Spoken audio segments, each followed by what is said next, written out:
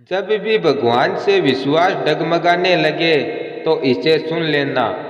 एक बार एक व्यक्ति था जिसे भगवान पर बहुत भरोसा था और हर काम में भगवान को धन्यवाद देता था। एक दिन उसने सोचा कि चलो कहीं घूमने चलते हैं और वह घूमते हुए एक समुद्र किनारे पहुंचा। फिर उसने सोचा कि चलो समुद्र में चलते हैं। उसने एक नाव ली और समुद्र में चला गया।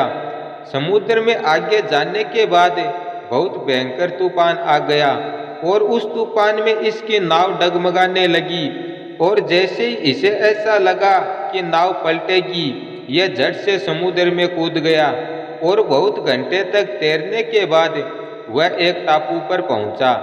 और पहुंचते ही सबसे पहले भगवान का धन्यवाद किया कि आपने मुझे बचा लिया। और इसे यह भी पूरा विश्वास था कि भगवान मुझे बचाने के लिए किसी न किसी को जरूर भेजेंगे। अब एक दिन निकल गया, भूख भी बहुत जोर से लगी थी।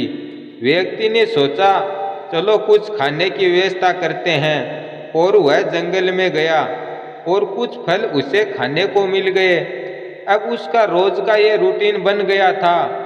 ऐसे ही 10-15 दिन निकल गए, लेकिन भगवान पे पूरा भरोसा था कि भगवान किसी न किसी को जरूर भेजेंगे। फिर उसने सोचा चलो एक झोपड़ी बना लेता हूँ रहने के लिए। उसने 2-3 दिन मेहनत करी और एक सुंदर सी झोपड़ी बना ली।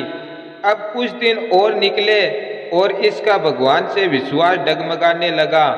फिर अगले दिन शाम के समय अचानक बादल छा गए और जोर जोर से बिजली कड़कने लगी और अचानक बिजली इसकी झोपड़ी पर आ गिरी और झोपड़ी जलने लगी। अब इसका विश्वास भगवान से पूरा डगमगा गया और भगवान को सुनाने लगा कि इतने दिनों से यहाँ भूखा प्यासा रह रहा हूँ और एक ये झोपड़ी थी, ये भी आपने जला दी। इतने में सामने देखा कि 2 व्यक्ति नाव लिए खड़े हैं और इसे बुला रहे हैं। यह दौड़ के उनके पास गया और बोला कि आपको कैसे पता चला कि मैं यहाँ फंसा हुआ हूँ।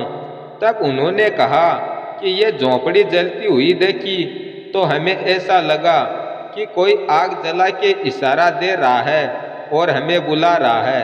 अब इसने फिर भगवान का धन्यवाद किया और भगवान से माफ़ी मांगने लगा और इसे समझ में आया कि भगवान कभी साथ नहीं छोड़ता है और उनके साथ घर चला गया।